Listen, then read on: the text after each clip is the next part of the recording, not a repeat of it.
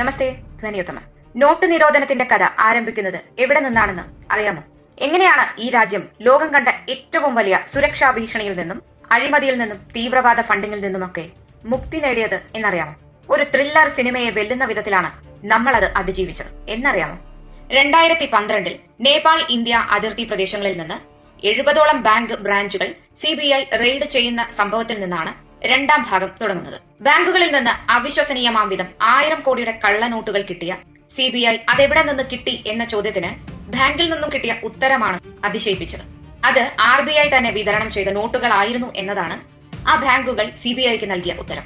RBI raid ചെയ്തപ്പോൾ CBI കണ്ടെത്തിയ കള്ളനോട്ടുകൾ അതേ നോട്ടുകൾ തന്നെയായിരുന്നു. പാകിസ്ഥാനും ISIയും ഇന്ത്യയിലേക്ക് കണ്ടമാനം ഒഴുക്കിവിട്ടിരുന്ന അതേ കള്ളനോട്ടുകൾ. നോട്ടുകളുടെ അപാകതകൾ പരിശോധിക്കാനായി അമേരിക്കൻ ലാബുകളെ സമീപിച്ച CBIക്ക് ലഭിച്ച വിവരങ്ങൾ വളരെ വിലപ്പെട്ടതായിരുന്നു. യഥാർത്ഥ ഇന്ത്യൻ കറൻസിയും പ്രചരിച്ച വ്യാജ കറൻസിയും തമ്മിൽ യാതൊരു വ്യത്യാസവുമില്ല. അത്രയേറെ ഇതുമായി അടുത്തു പ്രവർത്തിക്കുന്ന ഒന്നിനു മാത്രമേ ഇതുപോലെ ഒരു ക്രൈം ചെയ്യാൻ സാധിക്കുള്ളൂ. പക്ഷേ അപ്പോഴും നോട്ടുകൾ ഇത്രയും ആസൂത്രിതമായി എങ്ങനെയാണ് പാകിസ്ഥാൻ വിപണിയിൽ ഇറക്കിയത്? അതൊരു ചോദ്യം തന്നെയല്ലേ? P. ചിദംബരം ഇന്ത്യയുടെ ധനകാര്യമന്ത്രിയായിരുന്ന ആ കാലത്തേക്കാണ് ഇനി നോട്ടിന്റെ കഥ സഞ്ചരിക്കുന്നത്. നോട്ടുകൾ പ്രിന്റ് ചെയ്യാൻ ബ്രിട്ടീഷ് കമ്പനിയായ ഡൊലേറുവിനെ ഏൽപ്പിച്ചത് അന്നത്തെ ധനകാര്യമന്ത്രിയായിരുന്ന P. ചിദംബരമായിരുന്നു. ലണ്ടൻ ആസ്ഥാനമായി പ്രവർത്തിക്കുന്ന ഇതേ കമ്പനി തന്നെയാണ് പാകിസ്ഥാനും കറൻസി പ്രിന്റ് ചെയ്തു കൊടുത്തിരുന്നത്. വെറും ഒരു നോട്ട് പ്രിന്റിംഗ് കമ്പനി മാത്രമായിരുന്നില്ല ഡൊലേറോ. അവർക്ക് പാകിസ്ഥാൻ സെൻട്രൽ ബാങ്കുമായിട്ട് വളരെ അടുത്ത ബന്ധമുണ്ടായിരുന്നു. സ്വാഭാവികമായും ആ ബന്ധം ഉപയോഗിച്ച് കറൻസി പ്രിന്റ് ചെയ്യാനുള്ള പേപ്പറുകൾ യഥേഷ്ടം അവർക്ക് ലഭിച്ചിരുന്നു. CBI RBI വോൾട്ടുകൾ റെയ്ഡ് ചെയ്തിരുന്ന സമയത്ത് ഈ പ്രസ്തുത കമ്പനിയുടെ ഷെയർ കൂപ്പുകുത്തുകയായിരുന്നു എന്നതും നമ്മൾ ഓർക്കണം. ചുരുക്കി പറഞ്ഞാൽ പാകിസ്ഥാൻ ഈ സൗകര്യം ഉപയോഗിച്ചുകൊണ്ട് ഒരു പാരലൽ ഇക്കണോമി പലരുടെയും അറിവോടുകൂടി ഇന്ത്യയിൽ നടത്തിക്കൊണ്ടിരിക്കുകയായിരുന്നു.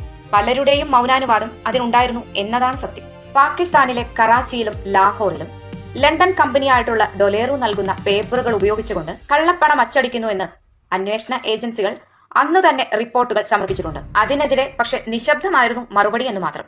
2014 ഗെയിം ചേഞ്ചിങ് എന്ന വർഷമെത്തി. NDA അധികാരത്തിലേറി. 2015 ഈ വ്യാജ നോട്ടുമായിട്ടുള്ള അന്വേഷണം അതിവേഗം ആരംഭിക്കാൻ തുടങ്ങി. പാകിസ്ഥാനിൽ നിന്നും വ്യാജ നോട്ടുകൾ നേപ്പാൾ, ശ്രീലങ്ക, ബംഗ്ലാദേശ് എന്നിവിടങ്ങളിൽ നിന്നും ഇന്ത്യയിലേക്ക് പാകിസ്ഥാൻ എത്തിക്കുന്നതായി അന്വേഷണത്തിൽ കണ്ടെത്തി. 2016 ഡൊലേറോ എന്ന അധ്യായം മോദി സർക്കാർ താഴിട്ട് പൂട്ടി.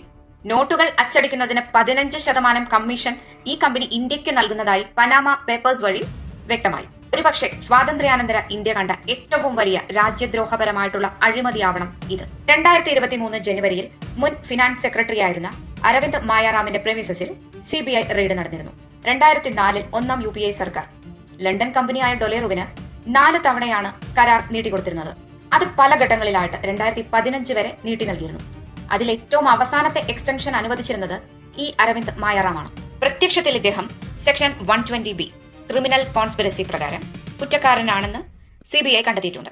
അതിന്റെ അന്വേഷണം വേഗത്തിൽ തന്നെ പുരോഗമിക്കുന്നുണ്ട്. മധ്യപ്രദേശിലെ ഹോഷംഗാബാദിലാണ് ഇന്ത്യൻ കറൻസി പേപ്പർ അച്ചടിക്കുന്ന ഒരേ ഒരു സ്ഥലം. 22,000 മെട്രിക് ടൺ കറൻസി പേപ്പറുകളുടെ ആവശ്യമാണ് നമുക്ക് പ്രതിവർഷം ഉള്ളത്. അതിൽ 2800 മധ്യപ്രദേശിലെ ഹോഷംഗാബാദിൽ നിർമ്മിക്കാൻ സാധിച്ചിരുന്നത്. 2015 പ്രൊഡക്ഷൻ ലൈനുകൾ കൂടിയത് വഴി 12,000 മെട്രിക് ടൺ ഉൽപാദനം വരെ നമുക്ക് എത്തിക്കാൻ സാധിച്ചു. 12,000 ടൺ വഹിക്കാൻ സാധിക്കുന്ന 2 പേപ്പർ മില്ലുകൾക്ക് കൂടി സർക്കാർ അനുവാദം നൽകിയിട്ടുണ്ട്. മാത്രമല്ല നോട്ട് അച്ചടിക്കാനുള്ള പേപ്പറും മഷിയും ഇന്ത്യയിൽ തന്നെ ഉൽപ്പാദിപ്പിക്കണമെന്ന് RBIക്ക് മോദി ഗവൺമെന്റ് കർശന നിർദ്ദേശവും നൽകി കഴിഞ്ഞു. 2016 നോട്ട് നിരോധനം വഴി അപ്പോൾ പാകിസ്ഥാനിലെ സാമ്പത്തികമാണ് തകർന്നത്. നോട്ട് നിരോധനത്തിന് ശേഷമുള്ള പാകിസ്ഥാന്റെ ഫോറക്സ് റിസർവ് കൂപ്പുകുത്തുന്നത് നിങ്ങൾക്ക് കാണാം. അവരതിന് ലൊട്ടിലൊടുക്ക് ന്യായീകരണങ്ങളാണ് നിരത്തിയത്. IMFൽ നിന്ന് ലോണ്, എക്സ്പോർട്ട് കുറഞ്ഞതുമൊക്കെയാണ് കാരണം എന്നൊക്കെയാണ് പറഞ്ഞത്. പക്ഷെ ഇന്ത്യയിൽ പ്രചരിച്ചിരുന്ന ആ വ്യാജ കറൻസികൾ വഴി നിലനിന്നിരുന്നത് പാകിസ്ഥാൻ ഇക്കണോമി ആയിരുന്നു എന്നതാണ് വാസ്തവം. ഇത്ര നേരം ഞാൻ പറഞ്ഞിരുന്നത് രണ്ടാം ഭാഗമായിരുന്നു. എന്നാൽ ഇതിന്റെ ആദ്യ ഭാഗം കൂടി കേൾക്കണ്ടേ? 1997 കഥയുടെ ആദ്യ ഭാഗം തുടങ്ങുന്നത് കേട്ടോ. IK ഗുജറാൽ പ്രധാനമന്ത്രിയായിരുന്ന സമയം ഇന്ത്യൻ കറൻസി അച്ചടിക്കാൻ 3 വിദേശ കമ്പനികളെയാണ് അന്ന് ഔട്ട്സോഴ്സ് ചെയ്തിരുന്നത്.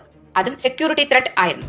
1 ലക്ഷം കോടി വരുന്ന കറൻസികൾ പ്രിന്റ് ചെയ്യാൻ ഏൽപ്പിച്ചത് American bank note company, Giesecke and Devrient consortium Germany, പിന്നെ ഡെലേറോ UK കമ്പനിയും കൂടിയാണ്.